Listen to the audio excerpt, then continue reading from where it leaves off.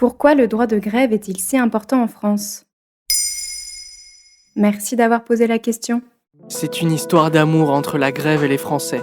Le mécontentement général dû à la réforme des retraites a poussé tous les syndicats français à faire grève le 19 janvier 2023. Si la France est connue pour être le pays de la grève dans le monde, c'est parce que les deux partagent une histoire commune très particulière.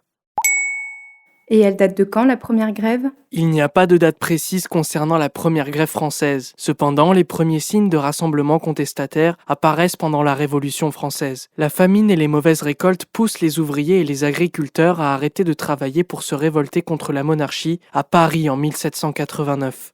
Mais l'économie étant affectée à cause du blocage du pays, une loi est alors adoptée en 1791 par le député Le Chapelier pour interdire les rassemblements. En ce qui concerne l'origine du mot grève, il tire son nom de la place de la Grève à Paris, située en face de l'hôtel de ville proche de la Seine. Au XVIIe siècle, les bateaux commerciaux transitaient par cette place. Les hommes sans emploi y trouvaient une embauche facile pour les chargements et les déchargements. Cette place était ainsi considérée comme une solution vitale pour les travailleurs les plus modestes. Mais pourquoi la grève est-elle considérée comme une tradition française?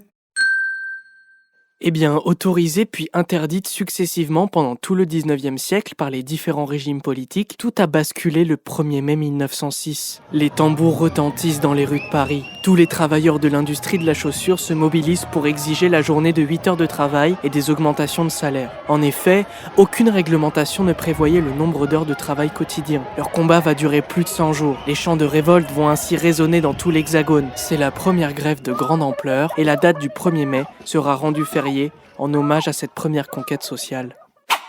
Après la libération de 1944, le gouvernement provisoire de Charles de Gaulle voulait proposer un nouveau modèle social. C'est donc 40 ans après la première grève en France, en 1946, qu'elle devient un droit constitutionnel, c'est-à-dire qu'elle ne peut pas être interdite par la loi. Et quels combats sociaux ont été gagnés grâce aux grèves?